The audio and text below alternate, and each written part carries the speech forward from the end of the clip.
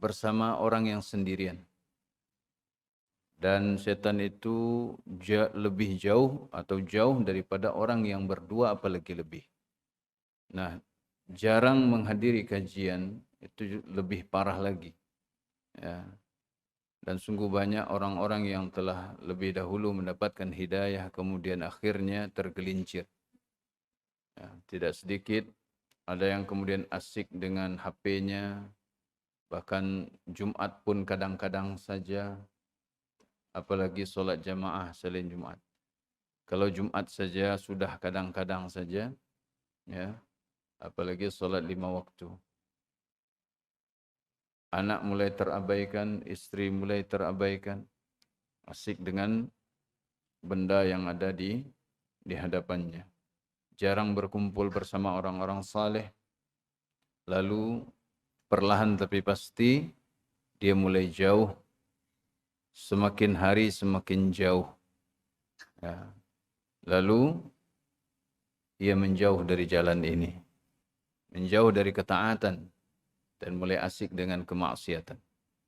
Maka sesungguhnya menghadiri majelis ilmu, berkumpul bersama orang-orang yang saleh, manfaatnya adalah untuk masing-masing kita. Ya, untuk masing-masing kita. Nasihat ini harus kita sampaikan. Karena sungguh tidak enak, sungguh menyedihkan. Seorang guru, seorang ustadz, seorang da'i mendapatkan kabar orang yang dia kenal istiqamah dahulunya, kemudian dia jatuh dan tergelincir lebih jauh daripada sebelum ia mendapatkan hidayah. Akibat apa? Akibat asik menyendiri. Merasa sudah tahu dan merasa tidak perlu lagi berkumpul bersama teman-teman. Merasa sudah pandai. Merasa sudah lama mengaji. Sudah sering mendengar. Lalu kalau dia hadir, paling ini yang junior-junior saja. Ya. Akhirnya dia menjaga jarak dan setan pun semakin mendekat kepadanya.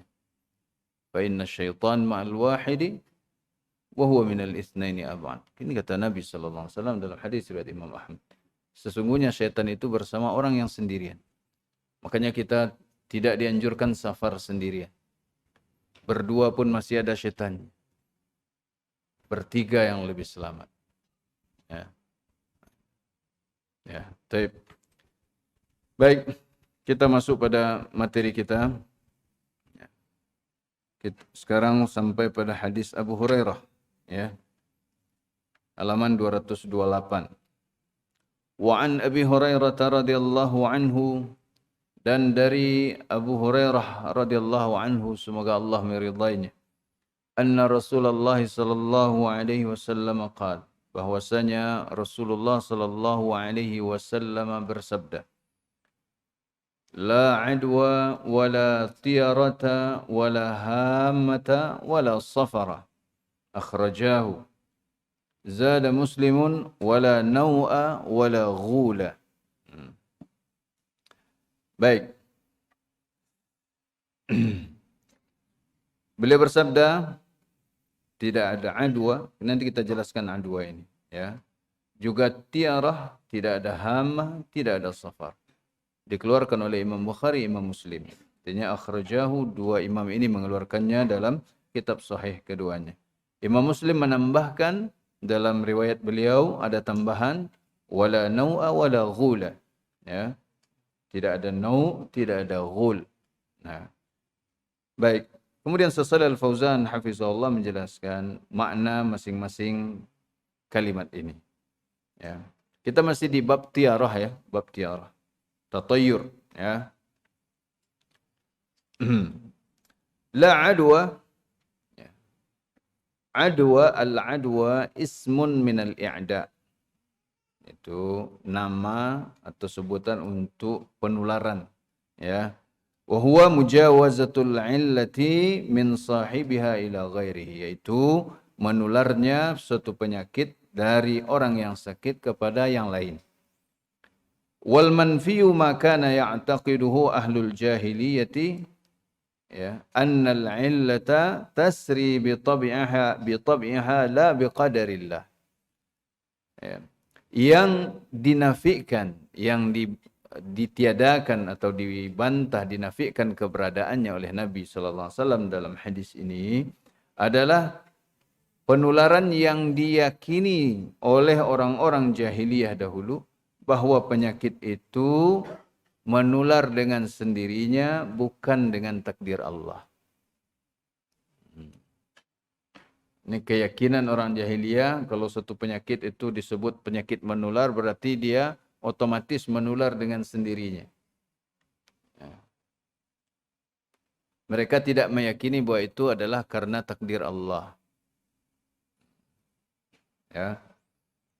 Nah ini yang dinafikan oleh Nabi SAW bahwa tidak ada itu penyakit menular dengan sendirinya. Maka di sini kita umat Islam itu selalu pertengahan. Tidak menafikan adanya sebab, namun juga meyakini bahwa ya, sesuatu itu tidak akan menular kalau Allah tidak takdirkan.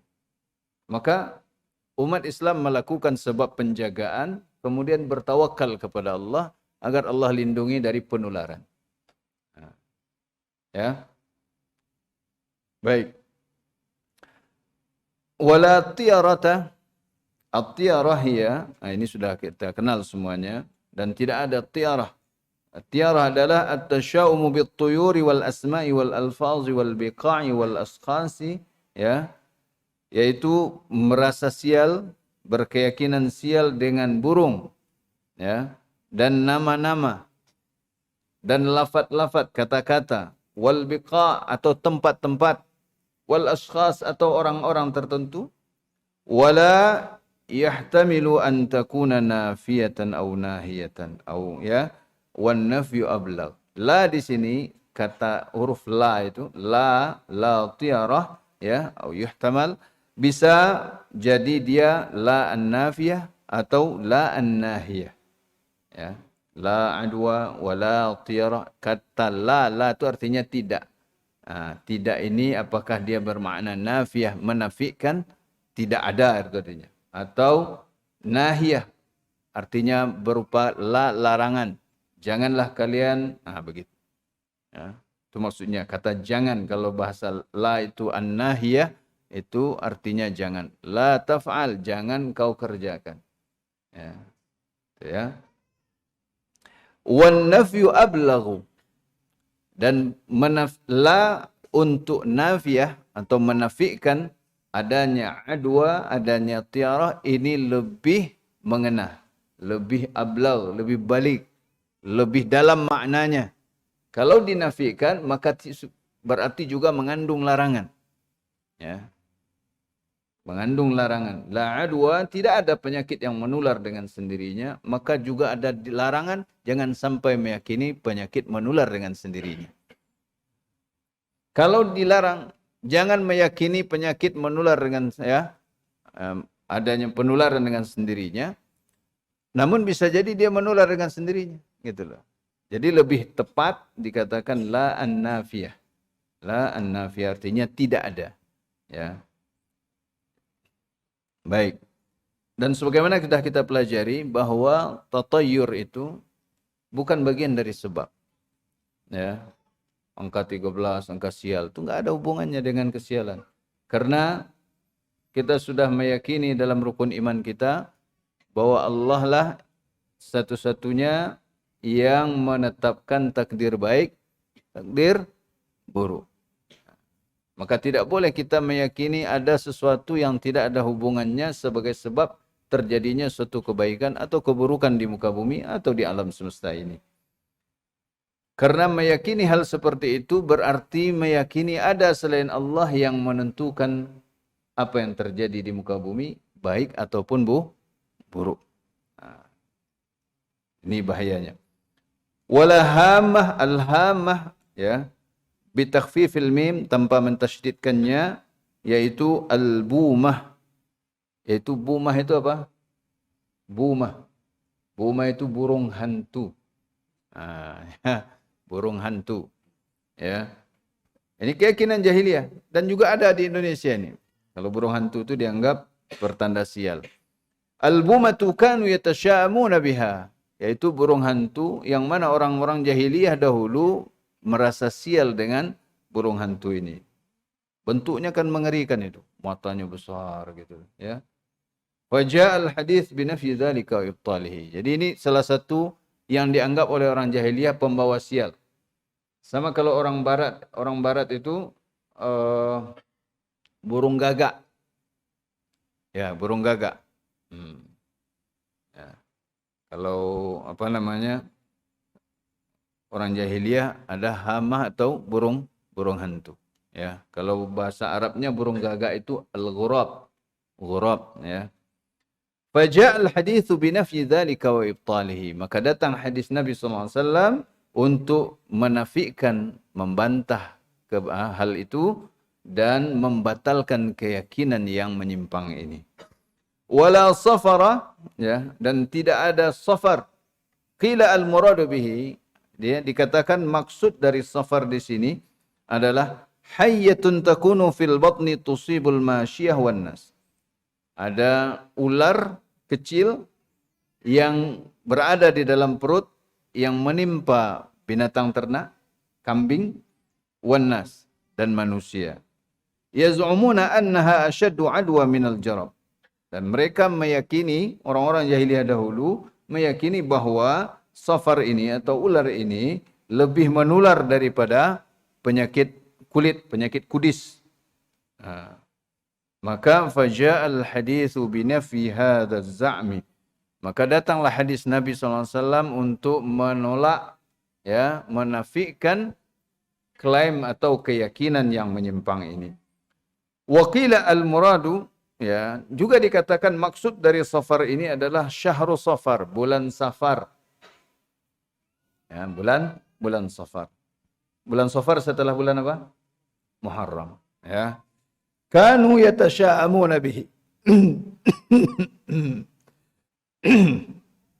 Orang-orang jahiliyah dahulu merasa sial dengan bulan Safar.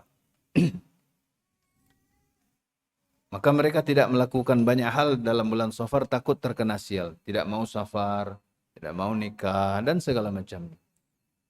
Dan ini juga ada pada kita. Seperti keyakinan, ini bulan baik, tak boleh melakukan safar. Ini bulan ini, antara bulan ini enggak boleh nikah. Kalau bulan ini ke bulan ini boleh, bagus ini. Ada nih. Namanya berbeda, hakikatnya sama. Ya. Jadi orang jahiliyah dahulu juga merasa sial dengan bulan Safar. Lalu datanglah hadis Nabi SAW untuk membatalkan keyakinan yang sesat ini. Maka kita tidak boleh meyakini sesuatu sebagai pembawa kesialan tanpa dalil. Hanya berdasarkan kata orang itu tak boleh kita yakini. Akidah Islam bukan diambil dari kata orang. Ya. Baik itu soal kebaikan maupun soal keburukan. Baik, kemudian dalam tambahan hadis riwayat Imam Muslim, maaf.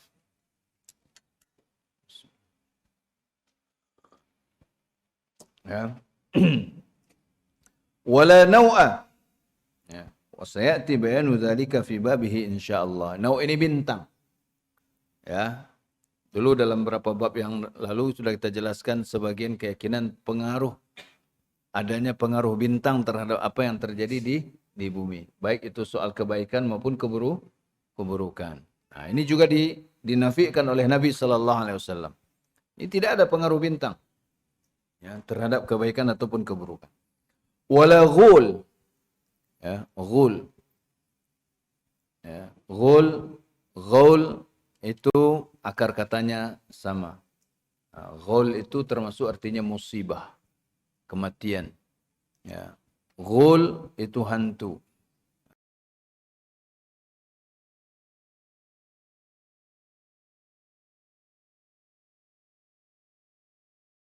Di ghul itu mirip. Ya.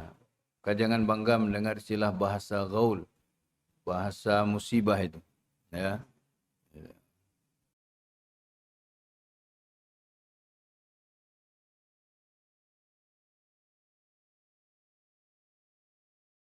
Kalau bahasa ghul, bahasa hantu. Makanya tidak ada kebaikan di dalam bahasa itu. Tidak ada wibawanya, tidak ada kehormatan di dalamnya. Ghul, al-ghul jinsun minal jinni wa syaitin.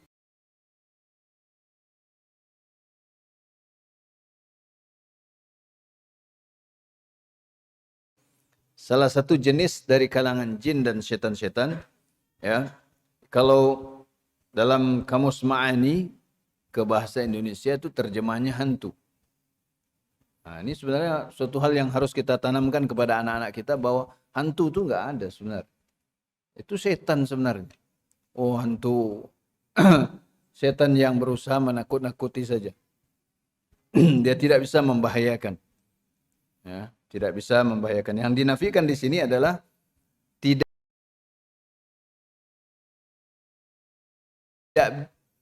dia tidak bisa membahayakan orang yang berzikir. Jadi setan itu tidak bisa membahayakan. Kalau setan itu dengan mudah membahayakan manusia, pasti sudah gelimpangan semua. Kita nggak bisa melihatnya. Ya kan? Kita nggak bisa melihat setan. Ya, KO semua kita ini. Ya. Al-ghul jinsun minal jinni wa syaitin. Salah satu jenis kalangan jin dan setan-setan. Yaz'umun, masyarakat jahiliyah meyakini annaha tudilluhum 'anit tariqi wa tuhlikuhum. Mereka meyakini bahwa setan ini atau ghul ini bisa membuat mereka tersesat dari jalan. Karena di padang pasir. Jadi kalau mereka bertemu itu mereka yakini menyesatkannya. Wa tuhlikuhum, dan bisa membinasakan mereka. Jadi mereka takut pada ghul ini atau hantu ini. Tidak jauh beda dengan keyakinan orang sekarang terhadap ada tempat angker, di situ ada penunggunya, ada genderuwo atau apalah, ya. Lalu ditakuti, orang enggak berani lewat situ. Karena dianggap bisa membahayakan. Faja'al hadithu bi'ibtali dzalika. Lalu datanglah hadis ini untuk menjelaskan kebatilan akidah seperti itu. Wa bayanu annaha la tastati'u an tudilla ahadan aw tuhlikuhu. Ya. Dan penjelasan bahwasanya ghul itu tidak bisa menyesatkan seorang pun atau membinasakannya. Baik. Al-ma'na al-ijmali lil hadis. Makna global hadis ini. Yanfi sallallahu alaihi wasallam ma kanat ta'taqiduhu al-jahiliyatu min i'tiqadatin batilatin min at-tasha'umi bit-tuyuri wa ba'd asy-syuhur wan-nujumi wa ba'd al-jinni wasyayatin. Nabi sallallahu alaihi wasallam menjelaskan, menafikan, membantah, ya, beberapa keyakinan yang diyakini oleh orang-orang jahiliyah. Keyakinan-keyakinan yang batil seperti at-tasya'um, merasa sial dengan burung-burung.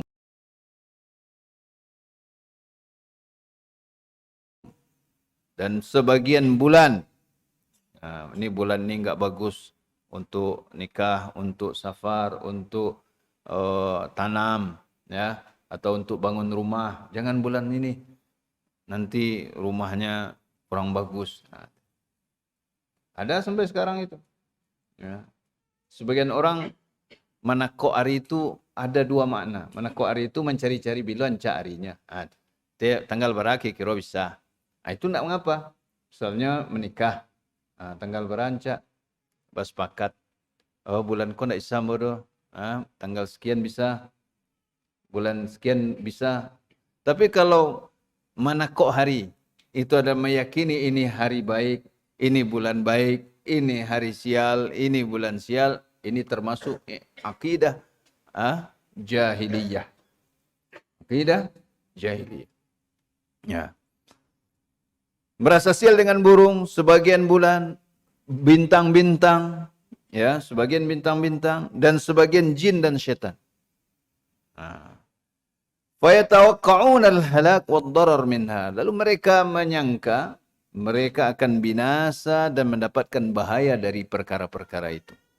Sehingga mereka ketakutan. Ya. Mereka selalu ketakutan. Kama kanu ya'taqiduna sarayan al-amradi min mahallil isabati ila ghairiha bi anfusiha. Sebagaimana orang jahiliyah dahulu juga meyakini bahwasanya penyakit-penyakit itu menular dari tempat ia berada, dari orang yang ditimpa oleh penyakit tersebut kepada yang lain dengan sendirinya. Kalau sudah disebut penyakit menular, lalu diyakini bahwa penyakit ini pasti menular kepada siapa saja. Dianggap pasti kena. Ya. Padahal takdir Allah tetap berlaku padanya. Maka keimanan kita, ya, kita harus meyakini bahwasanya tidak ada penyakit yang menular kecuali dengan izin Allah, dengan takdir Allah SWT. Maka kalau kita tidak ada keperluan, ya, mendekat dengan orang yang punya penyakit, ya, maka jangan mendekat. Karena itu sebab untuk menjaga diri dari penyakit tersebut. Dan sebab itu bagian dari takdir yang Allah tentukan. Tapi ketika ada orang-orang yang harus berbaur dengan orang-orang yang tertimpa penyakit tersebut, seperti para nakes, tenaga kesehatan, maka mereka melakukan sebab kemudian bertawakal. Jangan takut. Ya. Tidak ada yang menimpa mereka kecuali apa yang telah ditakdirkan oleh Allah Subhanahu wa ta'ala. Baik. Fayaruddu sallallahu alaihi wasallam, maka Nabi sallallahu alaihi wasallam membantah kulla hadhil khurafati. Membantah setiap khurafat ini. Inilah di antara khurafat yang juga ada pada kita, banyak sekali contohnya. Apa contoh khurafat yang ada di tengah kita sekarang ini? Hah? Orang hamil? Enggak boleh ke? Enggak boleh berdiri di pintu. Masya Allah. Ya kalau duduknya nongkrong atau pamer kehamilan enggak boleh. Ya, tapi kalau meyakini ini akan membawa sial, ya, atau pakai peniti, ya kan? Atau orang yang hamil suaminya enggak boleh nyembelih binatang. Ya ada enggak? Tidak ada hubungan itu. Sehingga sebagian suami, ya, tidak diizinkan oleh orang menyembelih. Karena keyakinan masyarakat. Oh, istri bapak sedang hamil. Enggak boleh nyembelih. Ini enggak ada hubungannya. Dia bukan bagian dari sebab dan akibat. Ini khurafat. Anak bujang kalau minum dari teko, susah dapat jodoh. Nah iya, serius itu. Padahal sebenarnya ingin mengajarkan adab. Kan minum dari mulut teko langsung kan kurang sopan ya. Apalagi di rumah sendiri ada gelas, dituangkan ke gelas itu lebih baik. Ya. Anak bujang kalau mencuci, wah ini payah dapat istri. Sehingga sebagian masyarakat mentertawakan anak-anak laki-laki yang membantu ibunya mencuci. Ya. Duduk depan pintu, ini susah dapat jodoh, ini seperti itu. Ini khurafat. Ya. Kemudian setelah Nabi SAW membantah seluruh khurafat ini, wa yaghrisu makanaha at-tawakkul 'ala Allah wa 'aqidat at-tauhid al-khalis. Dan beliau menanamkan sebagai ganti dari khurafat tersebut apa? Yaitu at-tawakkul 'ala Allah, bertawakal kepada Allah dan akidah tauhid yang murni. Ya. Di semua ini beliau bantah ini. Beliau bantah yang batil dalam rangka menanamkan yang hak. Dan itu harus dalam dakwah seperti itu. Jelaskan yang batil agar bisa memberikan yang hak. Antum misalnya punya rumah. Antum ingin rumah antum itu bersih. Ya, mengkilat, indah. Apa yang pertama harus kita lakukan? Mengeluarkan kotoran-kotoran. Sampah-sampahnya, debu-debunya. Baru bisa diperindah. Nggak bisa rumah antum kotor lalu antum bawa semua barang-barang indah masuk tanpa membersihkan yang kotor. Begitu juga hati. Iman yang bersih tidak akan masuk kalau yang kotor itu tidak dibuang. Akidah yang batil, kesyirikan tidak akan hilang kalau tidak dibuang. Iman, tauhid itu tidak akan masuk kalau kesyirikan masih bersemayam. Begitu juga memperbaiki diri. Dosa-dosa itu harus dihapus. Penyakit-penyakit hati harus dihapus kalau ingin baik, ingin saleh. Begitu juga memperbaiki masyarakat. Maka amar ma'ruf nahi mungkar itu nggak bisa dipisahkan. Kalau ingin masyarakat itu baik, maka harus disingkirkan dulu perilaku yang buruk dan disuruh untuk berbuat yang baik. Maka majlis-majlis ilmu adalah untuk menjelaskan nih, menjelaskan kebatilan. Dan ini dicontohkan oleh para Rasul alaihi wassalatu wassalam, ya, dan juga oleh Nabi kita Muhammad sallallahu alaihi wasallam. Nggak bisa kita tanamkan saja yang baik, tapi yang buruknya nggak disingkirkan. Nggak bisa. Ya. Masjid ini berdebu, ya, berlumpur misalnya, basah. Terus gimana caranya? Harus dibuang itu. Harus dibersihkan. Nggak bisa kita mendatangkan karpet yang indah dan sebagainya. Sementara lantainya basah. Karpetnya akan menjadi tidak indah. Baik. Jadi beliau kemudian memberikan solusi, yaitu keimanan, tauhid, tawakal kepada Allah Subhanahu wa taala. Maka antum kalau ingin berdakwah atau mendakwai seseorang, sebelum menjelaskan suatu kesalahan kepadanya, harus antum pelajari pula apa gantinya. Ya, apa gantinya. Menghindarkan mereka dari jimat pelindung. Ya. Antum harus hafal pula doa perlindungan yang diajarkan oleh Allah dan Rasulnya. Ya kalau tidak berjimat tu alai. Tidak tahu bodoh, terserah salah pokoknya jangan berjimat. Tak bisa. Berikan ganti. Zikir pagi petang. Paling kurang satu. Leh hafal. Tak lah hafal tu. Ya. Musibah. Ya. Baik. Munasabatul hadis lil bab. Hubungan hadis dengan bab. Bab ini. Bab maja'a fit tiarah.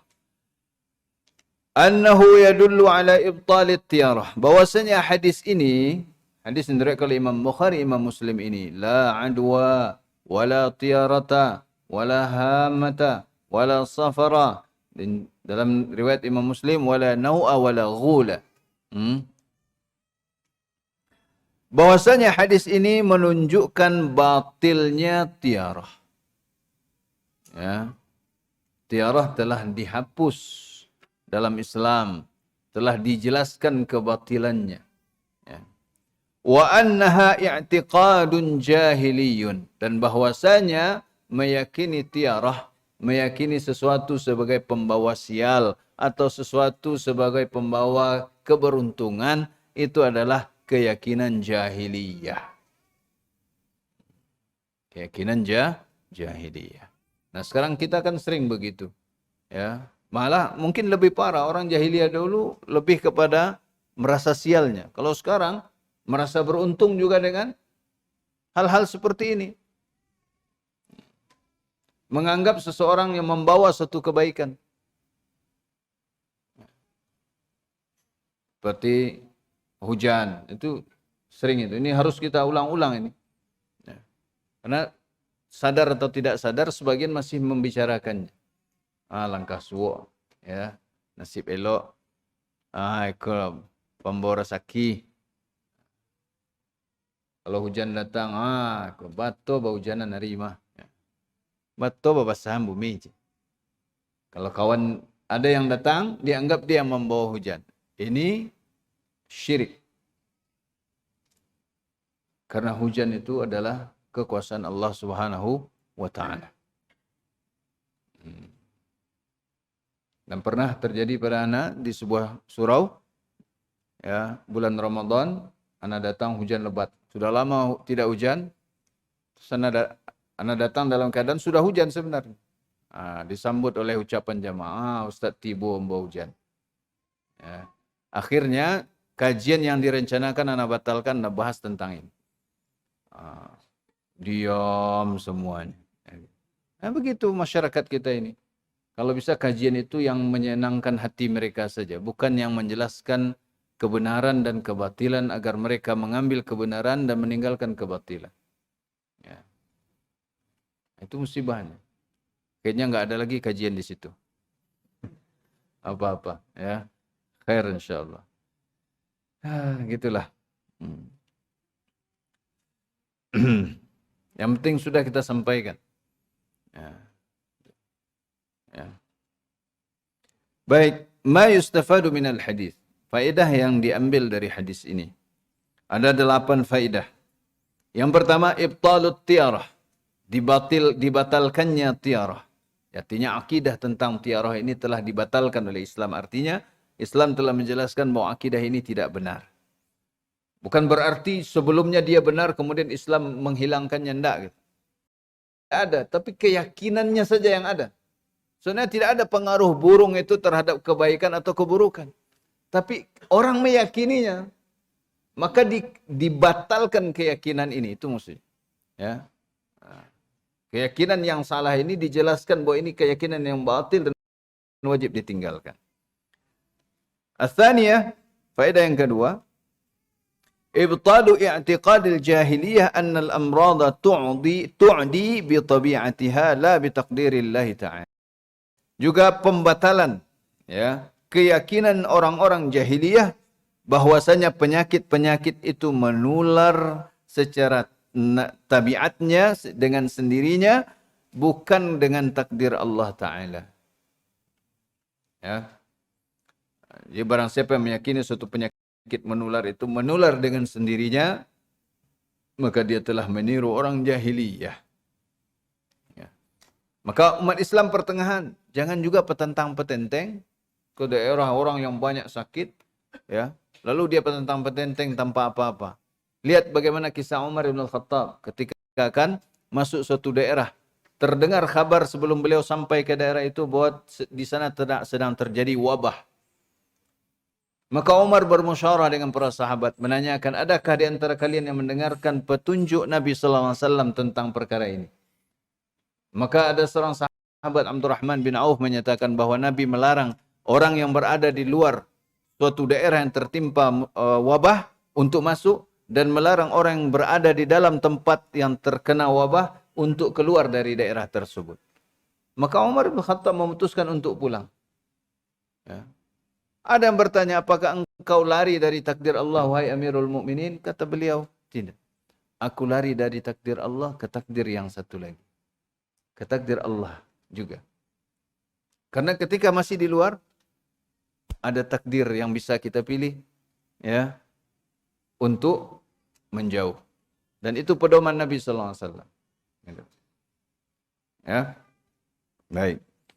Jadi kalau ada yang tertimpa, sudah Allah takdirkan. Apa ucapan seorang muslim? Qaddarallahu wa ma syaa fa'al. Ya. Allah telah mentakdirkan dan Allah melakukan apa saja yang Allah kehendaki.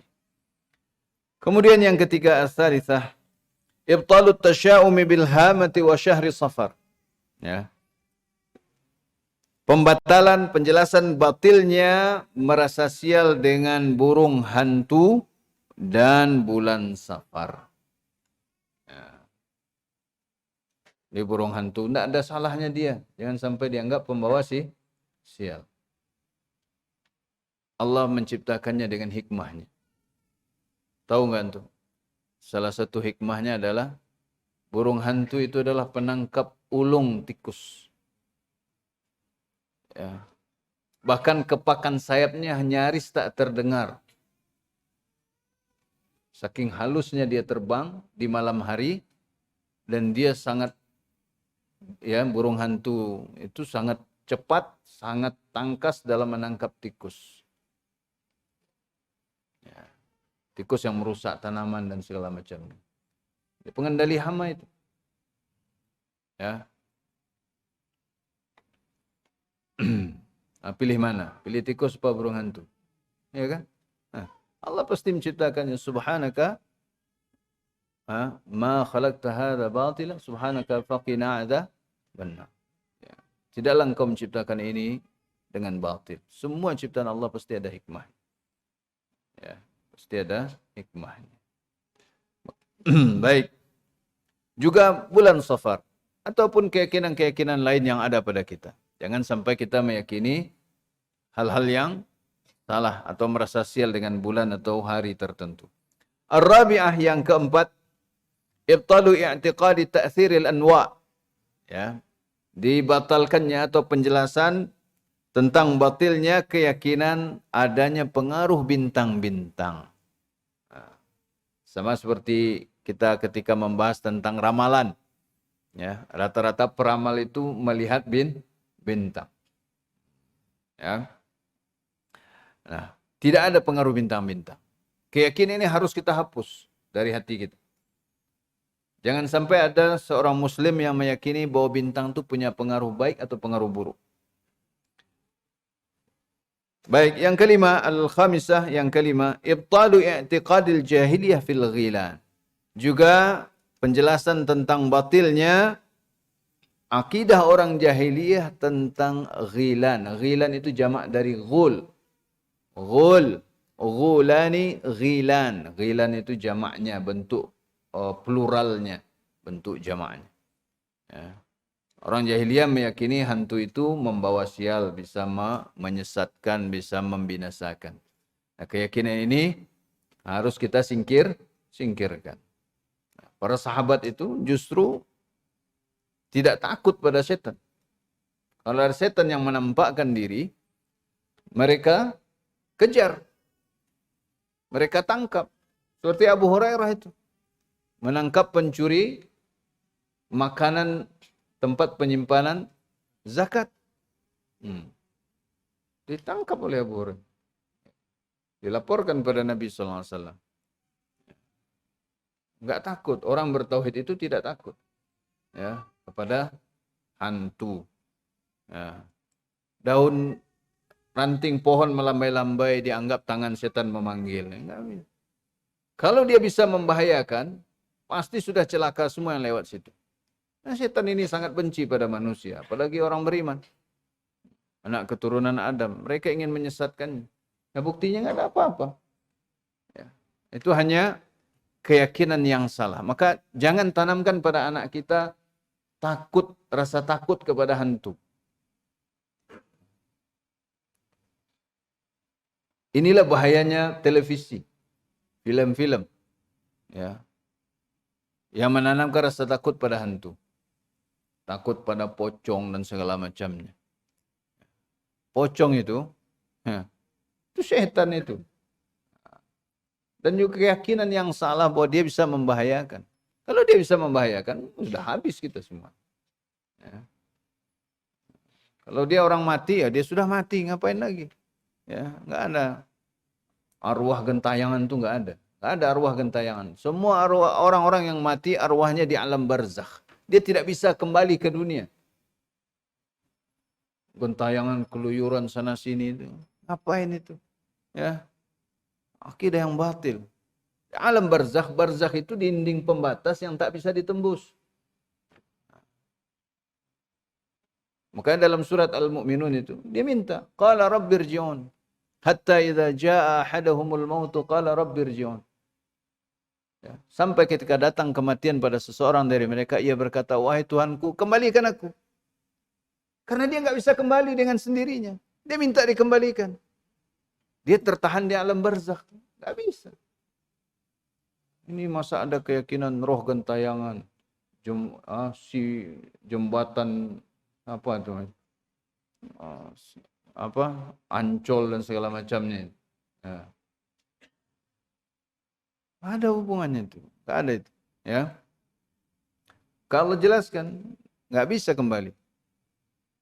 Kalla innaha kalimatun huwa qailuha. Itu hanyalah kata-kata yang diucapkannya.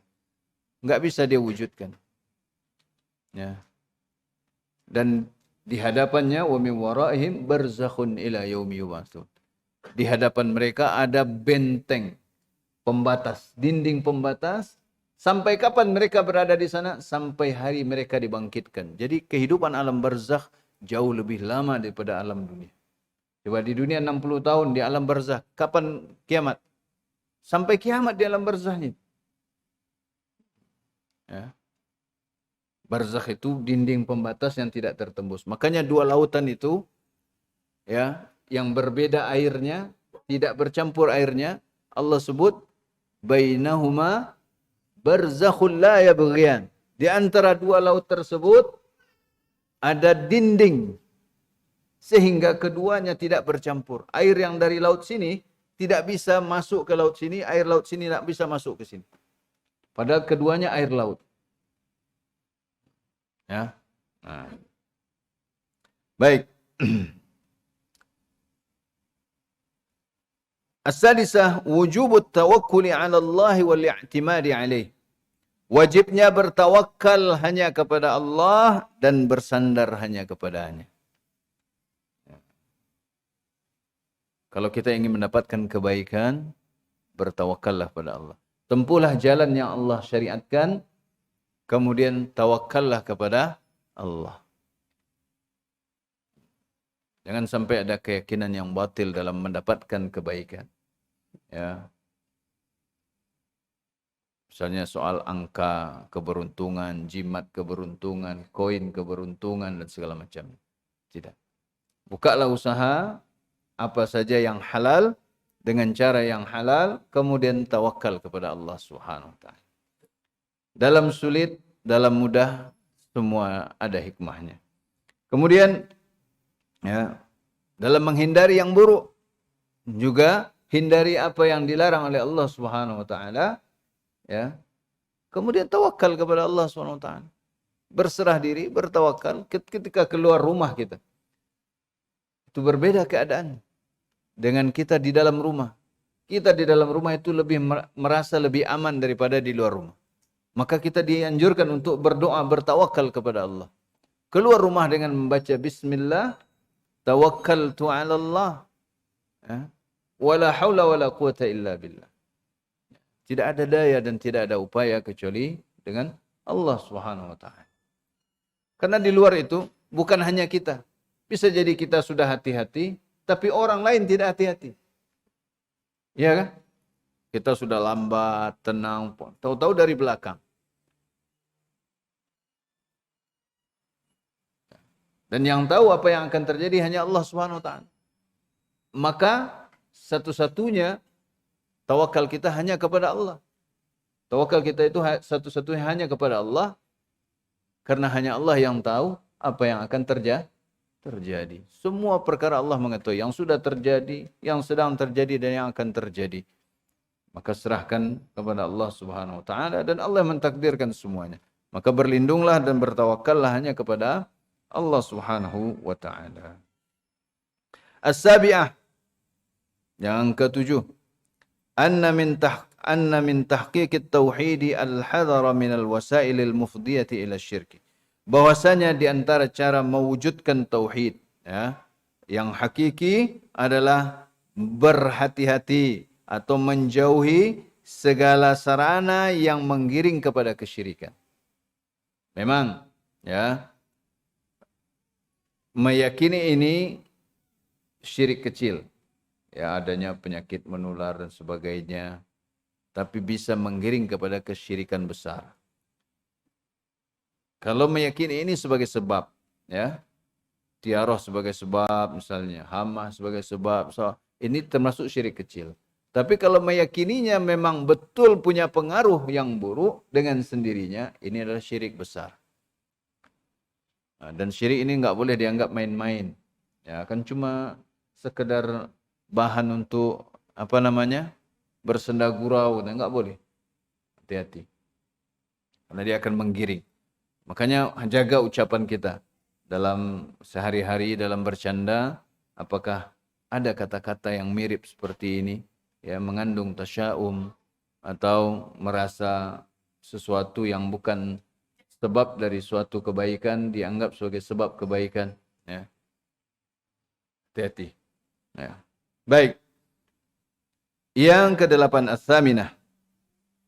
Ibtal ma yaf'aluhu ba'dun nasi min at-tasyaumi bil alwan. Juga menjelaskan kebatilan apa yang dilakukan oleh sebagian manusia ketika dia merasa sial dengan warna-warna.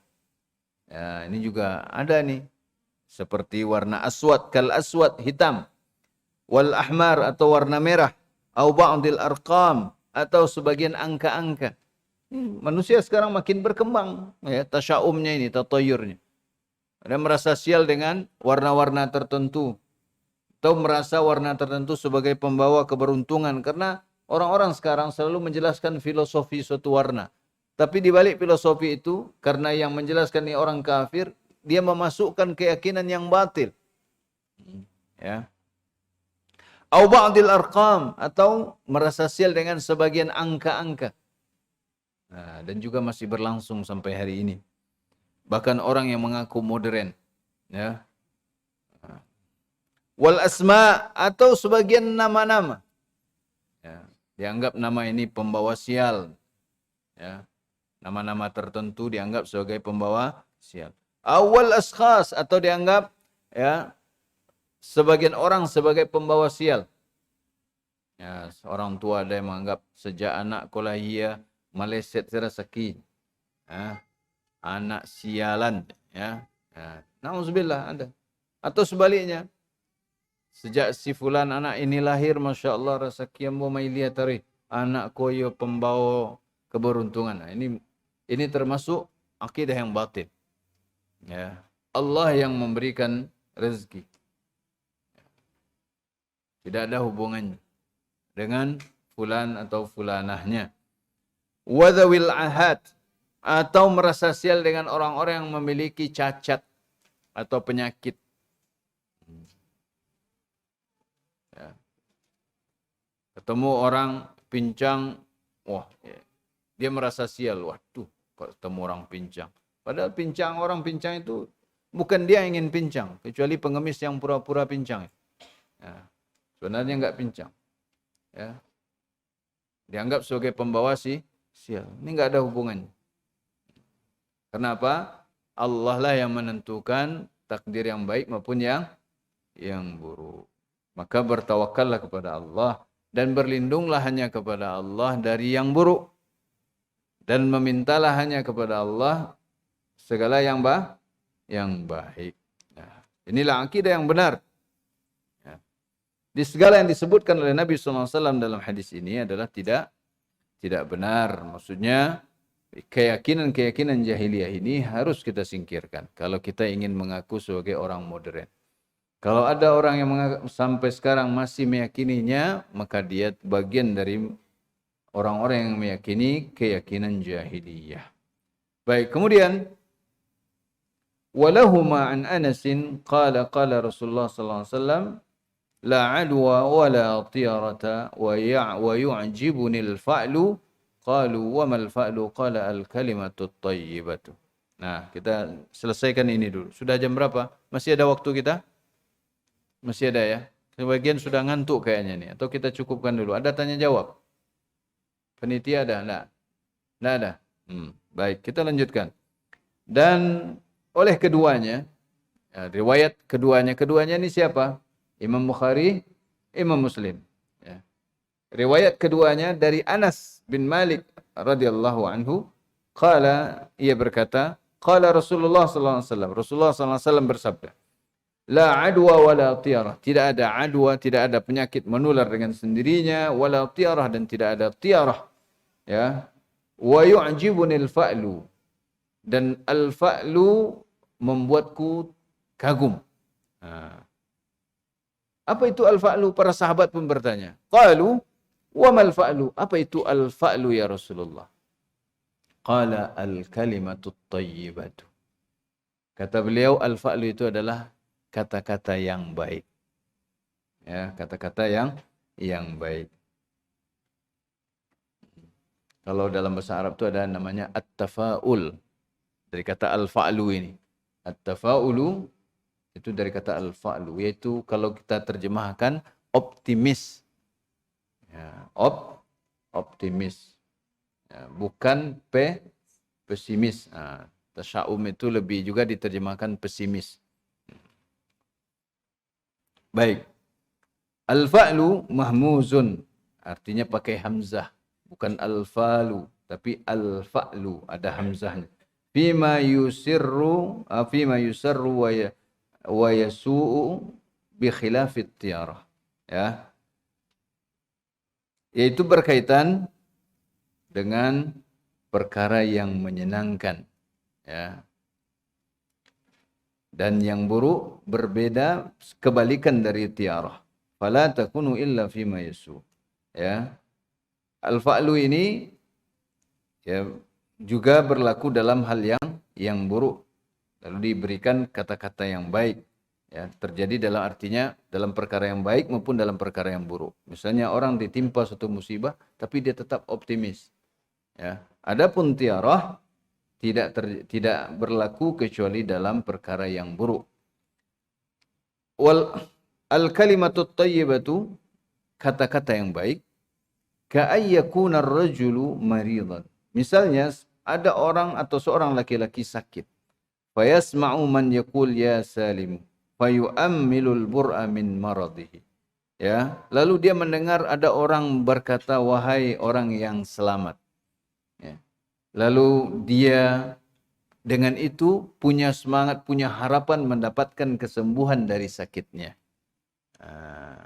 Maka kalau kita ya datang ke orang sakit, kita selalu beri semangat itu termasuk al-fa'lu. Insyaallah sembuh, yakin saja. Ya, berdoa kepada Allah, minum obatnya yang baik, ya, banyak makan, kemudian sabar. Insyaallah nanti Allah sembuhkan. Nah, makanya kata-kata yang baik itu memberi semangat. Nah, coba sakit, datang orang. Sakit apa? Oh, mencret. Bahaya itu. Nanti bisa habis si perut. Mati nanti. Nah, ya. Itu langsung melemahkan jiwa. Iya kan? Kata-kata itu memang punya pengaruh gitu loh. Makanya al-fa'lu itu al-kalimatut thayyibah. Selalu optimis. Sedang susah hidup, ditanamkan kesabaran, keyakinan, ya. Ya. Lalu diberikan kalimat-kalimat yang baik. Inilah al-fa'lu. Ya. Ini dikagumi oleh Nabi sallallahu alaihi wasallam. Artinya disukai oleh Nabi sallallahu alaihi wasallam. Munasabatu dzikril hadis fil bab. Hubungan hadis ini disebutkan dalam bab ini. Anna fihi bayana anna al-fa'la laysa min at-tiyarati al-manhi anha. Dalam hadis ini terdapat penjelasan bahwasanya al-fa'l, ya, atau kata-kata yang baik itu bukanlah termasuk tiarah yang dilarang. Nah, makanya kata-kata yang baik itu membangkitkan semangat yang baik, ya, keyakinan, optimisme. Dan setiap kita merasakan itu. Ketika kita sedang menghadapi suatu kesulitan atau akan melakukan suatu kebaikan. Kan ada yang ragu. Ketika melakukan kebaikan, setan menimbulkan keraguan. Ya, nah. Lalu ada yang memberikan semangat. Muncul keyakinan. Begitu seorang muslim. Misalnya ingin menikah. Nah, ini salah satu bab yang banyak diragukan oleh anak muda sekarang. Sementara pelaku kebatilan tidak ragu melakukan kebatilan. Pacaran banyak enggak ragu. Berani saja. Ketika suruh menikah, mulai gamang. Nah, setan membayangkan banyaknya beban dan tanggung jawab. Oh, kamu nanti menikah begini.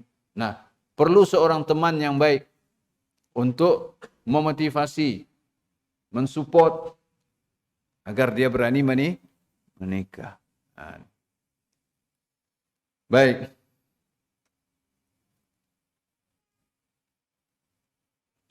Ma yustafadu minal hadis. Faedah yang diambil dari hadis ini. Ada 3. Al-ula, anna al-fa'la laysa minat tirati al-manhiya anha. Bahwasanya al-fa'lu atau kata-kata yang baik itu bukanlah termasuk tiarah yang dilarang. Ya. Jadi ini malah dianjurkan, dibolehkan. As-tsaniyah tafsirul fa'li. Dalam hadis ini terdapat penafsiran tentang apa itu al-fa'lu, yaitu kata Nabi sallallahu alaihi wasallam, al-kalimatut thayyibah, kata-kata yang baik, ya. Ats-tsalitsah masyru'iyyatu husniz dhanni billahi wan nahyu an su'iz dhanni bihi. Disyariatkannya atau wajibnya berbaik sangka kepada Allah, ya, dan larangan berburuk sangka kepadanya. Ketika kita meninggalkan yang haram, jangan sampai berburuk sangka pada Allah bahwa itu kalau kita meninggalkan kita enggak akan dapat rezeki. Kita harus berbaik sangka bahwa Allah akan ganti yang haram ini dengan yang lebih baik. Nah, segala apa yang menimpa kita, selalu berbaik sangka, pasti ada hikmahnya di balik itu semua. Sakit, ada yang ditimpa corona misalnya, ya, pasti ada hikmah yang besar. Di antaranya apa? Menyadari kelemahan diri, meyakini kekuasaan Allah Subhanahu wa taala. Semakin dekat kita dengan Allah di saat sakit. Orang-orang beriman seperti itu. Saat seakan-akan ajal akan datang, di situ rasa takut kepada Allah muncul, tawakal kepada Allah muncul, menyadari dosa-dosa muncul, istighfar kepada Allah, ya. Karena takut mati membawa dosa-dosa. Itu orang beriman. Ya. Itu orang beriman. Syukuri. Dan yang tidak ditimpa penyakit jangan sombong. Allah melindungi kita. Ya. Sehebat apapun kita makan ini makan itu, kalau Allah berkehendak kita kena, kita kena. Kalau Allah berkehendak kita terlindungi, ya Allah melindungi kita, maka kita pasti Allah lindungi dari segala mara bahaya. Maka selalu berbaik sangka kepada Allah Subhanahu wa taala dan haram berburuk sangka. Baik. Kemudian ini ada pertanyaan. Baik. Ini ada pertanyaan. Assalamualaikum Waalaikumsalam warahmatullahi wabarakatuh. Ustaz, umpamanya anak pergi mandi ke suatu tempat pemandian, ya. Tempat pemandian itu airnya tidak diganti, artinya airnya masih air-air itu aja. Didaki orang, buang air orang, sudah di dalam semuanya itu. Ya. Lalu anak mendapat penyakit gatal-gatal. Kemudian kita sekeluarga gatal-gatal juga. Kemudian kita bilang kodek pai mandi. Kodek pai mandi. Kasih tu kata-kata wadenya. Kalau itu memang sebab, ya, kuman, ya, ataupun virus, bakteri dan segala macamnya yang ada di pemandian umum yang belum diganti dan tidak disaring, tidak disterilkan, bagian dari sebab, dan dia sudah melekat di badan, itu wajar. Itu menjelaskan sebab saja. Nah, itu hanya perkataan yang dimaksudkan hanya menjelaskan sebab saja. Nah, boleh ucapan seperti ini, ya, gitu loh. Misalnya kita orang yang tidak tahan terkena air hujan misalnya, ya, bukan hujan yang membawa sial, tubuh kita ni yang enggak sehat, gitu loh. Orang yang sehat kalau kena hujan itu biasa-biasa aja, senang. Bagian dari sebab, ya. Boleh kalau hanya untuk menjelaskan sebab, dan dia memang sebab, karena air itu sudah banyak kumannya, banyak bakteri dan segala macamnya, gitu loh. Baik.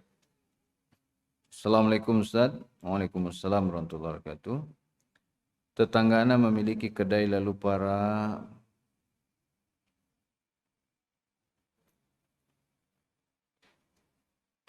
pada uang pertama yang ia terima pada hari itu, dia membaca bismillah. Lalu uangnya itu dikipas-kipaskan ke barang dagang. Apakah membaca bismillah ini dibenarkan Ustaz? Tidak. Tidak boleh. Ini suatu keyakinan juga sebenarnya tidak baik. Jadi ada keyakinan sebagai penglaris, lalu uang itu dikipas-kipaskan begini. Ya, ini enggak benar. Ya, ada setiap dapat alhamdulillah. Enggak ada istilah penglaris, itu enggak ada. Ya, Allah memberi rezeki. Ya, enggak boleh ada keyakinan bahwa uang pertama itu sebagai penglaris lalu dikipas-kipaskan ke barang semuanya sambil baca bismillah pula. Keyakinannya batil, maka bismillah tidak berguna di situ. Ini sama kayak maling baca bismillah. Tetap haram, malah tambah dosanya, melecehkan bismillah. Ya, ya. Paham ya? Jadi ini banyak pada masyarakat kita. Ya, tapi kalau gembira mendapatkan apa konsumen pertama, boleh saja. Alhamdulillah, nggak usah dikipas-kipasin, masukkan saja kantong. Ya, nggak ada keyakinan kalau kipas-kipas tuh barang akan laris. Nah, ini suatu keyakinan yang batil. Ya, biasanya dibegini-beginikan. Ya, ini misalnya buku atau apa gitu. Ya, karuang lado, karuang bawang. Nah, ini di pasar-pasar banyak. Biasanya di awal, transaksi awal. Ini tugas kita masih panjang. Ya, menjelaskan ini. Bismillah. Bismillah itu ketika memulai buka dagang boleh. Buka toko baca bismillah buka pintunya. Ya. Ada ketika terima uang pertama lalu bismillah dulu dibegini-beginikan. Nah, ini suatu akidah yang batil. Mana tadi? Baik. 1, 2, 3. Sudah dulu ya, WA-nya cukup dulu.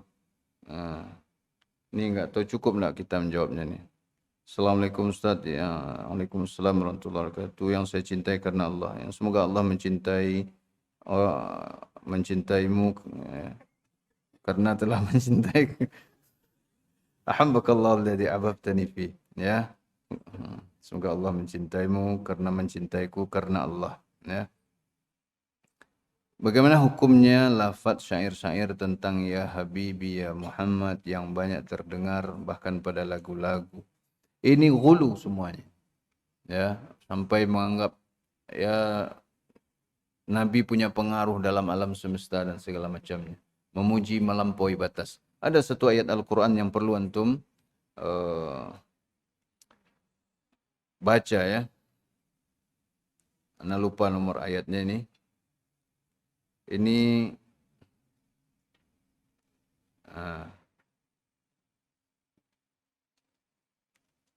salah satu ciri orang-orang yang tidak taat kepada Nabi sallallahu alaihi wasallam ya. Yaitu ayat 8 surat Al-Mujadalah.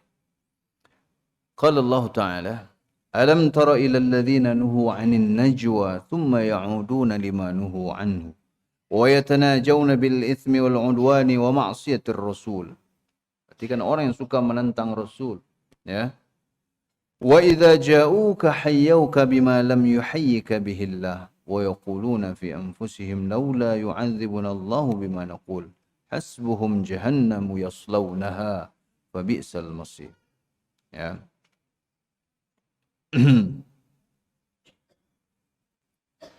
Ini ciri-ciri mereka itu. Ini terjemahannya ya. Tidakkah engkau perhatikan wahai Muhammad, orang-orang yang telah dilarang mengadakan pembicaraan rahasia. Kemudian mereka kembali mengerjakannya. Mengerjakan larangan itu. Dan mereka mengadakan pembicaraan rahasia untuk berbuat dosa. Ya. Untuk menimbulkan permusuhan dan durhaka kepada Rasul. Dan apabila mereka datang kepada Muhammad, mereka mengucapkan salam dengan cara yang bukan seperti yang telah ditentukan Allah untukmu. Termasuk ini, memuji Rasul dengan pujian yang tidak Allah izinkan. Yang tidak Allah sebutkan untuk Rasulullah SAW. Pujian-pujian berlebihan. Apalagi dalam bentuk lagu. Lagu itu sendiri sudah menjadi dosa. Ya. Ditambah dengan ghulu, melampaui batas dalam menyanjung Nabi sallallahu alaihi wasallam. Dan antum lihat orang yang seperti ini paling jauh dari mengamalkan sunnah Nabi sallallahu alaihi wasallam. Ya. Paling teriak-teriak Wahabi, ya. Apakah bisa disamakan kepada orang Syiah yang menyeru Ali atau Husain? Tidak, ya. Kalau orang Syiah itu sudah berdoa betul kepada Ali dan Husain. Ya. Bahkan dalam sebagian video orang Syiah itu ada yang sampai mengatakan Husain lebih besar dari Allah. Subhanallah amma yaqulun. Maha suci Allah dari ucapan mereka. Ini makanya Syiah itu, Rafidhah itu keluar dari Islam. Mereka tidak mengimani Al-Qur'an kita. Keluar dari Islam walaupun mereka mengaku Islam. Ya. Baik.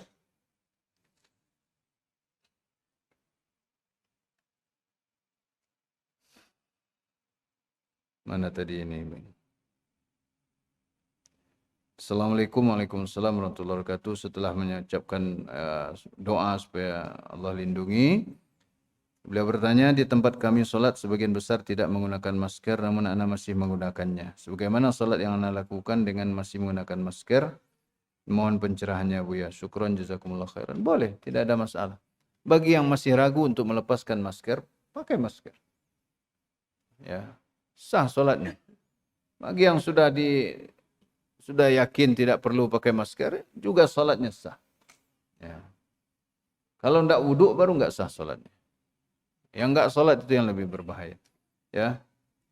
Ini dalam rangka apa? Menjaga. Ya. Kemudian, Assalamualaikum ya, Waalaikumsalam warahmatullahi wabarakatuh. Ambo ada pertanyaan. Sejak senang berbagi, rezeki ambo pun bertambah dari biasa. Ya, karena Allah menumbuhkan sedekah. Yamhaqullahu riba wa yurbis sadaqat. Allah memusnahkan riba dan menumbuhkan sedekah. Tapi sedekahnya tetap jumlah yang sama. Ini bahasanya sekerat belut, sekerat ular. Apakah harus ditambah pula jumlah sedekahnya, Buya? Dzalika khair, itu bagus. Ya. Bersedekah semakin banyak. Perbanyak sedekah kalau kita diberi harta yang berlimpah. Ya. Aisyah radhiyallahu anha, ummul mukminin, pernah dapat hadiah dari Muawiyah bin Abi Sufyan. 180.000 dirham. Berapa tuh? 180.000 dirham. Berapa?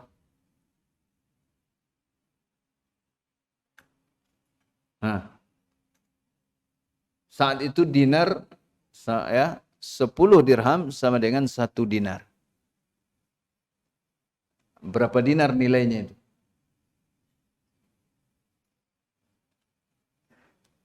Nah, 18.000 dinar. 1 dinar itu 4/4 gram.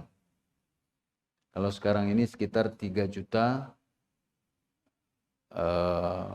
3.400.000 lah.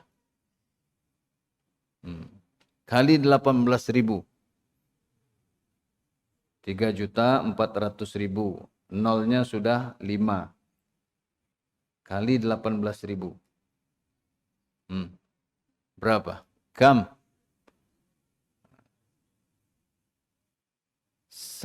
Belum sampai maghrib, sudah beliau bagikan semuanya kepada orang-orang di sekitar beliau. Dan beliau sedang berpuasa. Ya. Ketika berbuka, beliau berbuka dengan apa adanya saja. Sampai pembantunya mengatakan kepada beliau, andaikan engkau sisakan 1 dirham untuk membeli roti. Kata Aisyah radhiyallahu anha, ummul mukminin, ya. Kenapa enggak engkau bilang tadi? Sekarang sudah habis. Coba antum dapat uang sebanyak itu, belum sampai maghrib sudah habis antum bagi. Ya. Jangan pelit. Ya. Harta kita itu harta yang kita sedekahkan. Ya. Dan begitu para sahabat yang lain. Ibnu Mas'ud juga begitu. Kalau dapat uang atau apa, itu kalau malam enggak tunggu besok, malam itu habis. Ya. Apakah harus ditambah pula sedekahnya, Bu ya? Tambah terus. Tambah karena Allah SWT. Dan berharaplah balasan akhirat juga. Ya, dunia ini sedikit. Balasan akhirat itu 700 kali lipat. Baik. Afwan, ana ingin tanya hubungan.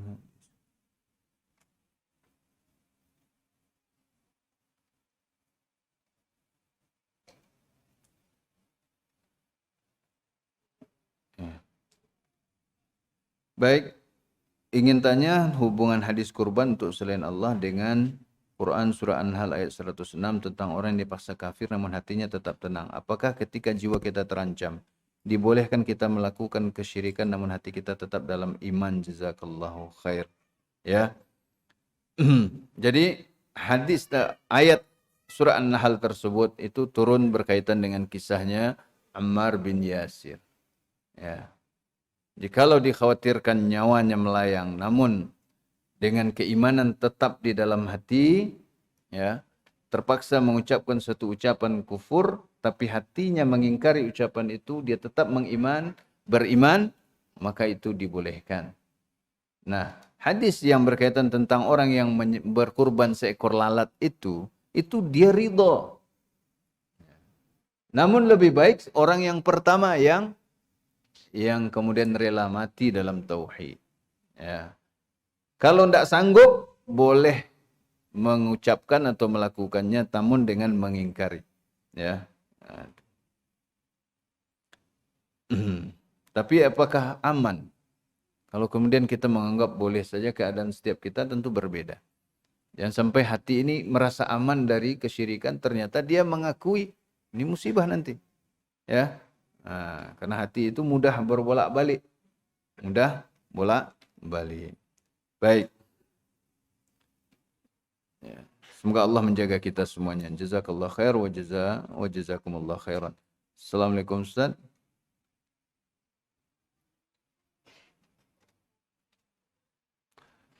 Izin bertanya, bagaimana hukumnya mengkonsumsi obat herbal dari tanaman obat yang lazim yang dipakai orang-orang dahulu yang diberikan oleh saudara anak. Tapi beliau pada prakteknya seorang dukun yang diberikan bacaan-bacaan yang tidak ada tuntunan. Kalau ya seorang dukun dia memberikan ramuan herbal, sebaiknya tidak diterima. Walaupun itu herbal yang baik. Kenapa? Biasanya dia tidak lepas dari jampi. Ya. Yang baik ini ditambah jampi-jampi kesyirikan. Nah, ini masalahnya. Maka bikin saja herbal itu sendiri. Sekarang begitu banyak resep herbal yang bisa kita buat sendiri di rumah. Atau kita minta tolong teman yang bukan dukun, atau bahkan sudah dikemas dalam bentuk-bentuk yang modern. Sangat mudah. Ya.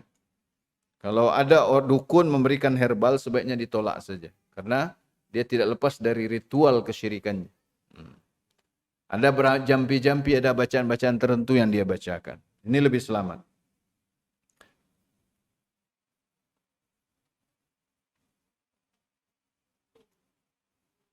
Assalamualaikum Ustaz. Waalaikumsalam warahmatullahi wabarakatuh. Mohon izin bertanya. Ponakan saya mau adakan acara mendoa karena anaknya baru lahir dan langsung akikah. Enggak perlu ada doa itu. Akikah itulah syariat mensyukuri anak yang baru lahir. Enggak perlu ada acara lain lagi. Dibuat lagi doa. Ya. Serta sekalian ada ritual mendoa naik rumah baru. Bagaimana ritualnya?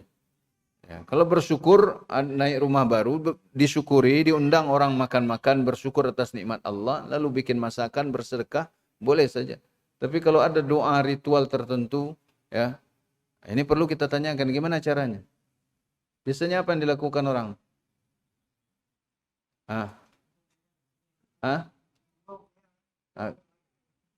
Doa apa?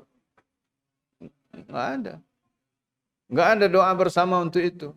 Ya, kalau sekedar makan boleh, makan-makan sudah, ya selesai. Sebagai bentuk syukur, mengundang orang makan, ikut bergembira dengan nikmat yang Allah berikan, sudah. Tapi kalau ada doanya entah berantah, ya, doa orang mati itu juga, doa orang makan lama juga itu juga. Iya, ini faktanya seperti itu. Coba antum perhatikan doa yang dibaca itu, ya sama saja. Doa habis sholat jenazah itu juga. Nah, padahal sudah kita sholatkan, kita doakan dalam sholat itu. Tata cara doa untuk jenazah yang paling baik itu adalah dengan sholat jenazah. Mereka mengundang saya. Kalau ada pelanggaran syariat, undangan itu tidak wajib, bahkan haram didatangi. Ya, undangan seorang mukmin wajib didatangi, ya, kalau tidak mengandung dosa dan maksiat. Tidak mengandung pelanggaran syariat. Saya harus bagaimana Ustaz? Ya, tadi sudah kita jelaskan bagaimana. Mohon nasihatnya. Barakallahu fikum. Barakallahu fikum. Ya.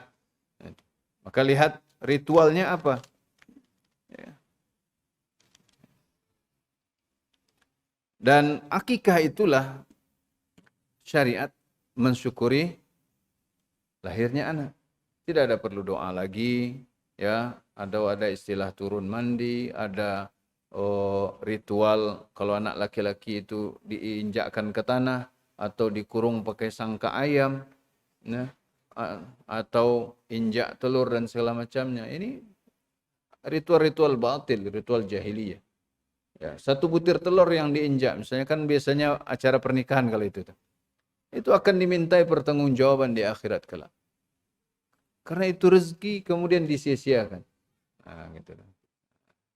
Baik, demikian kita cukupkan dulu. Semoga Allah SWT mengampuni dosa kita, membimbing kita kepada jalan yang Allah cintai dan Allah ridhai, dan berikan keistiqomahan pada kita semuanya sampai ajal datang menjemput kita.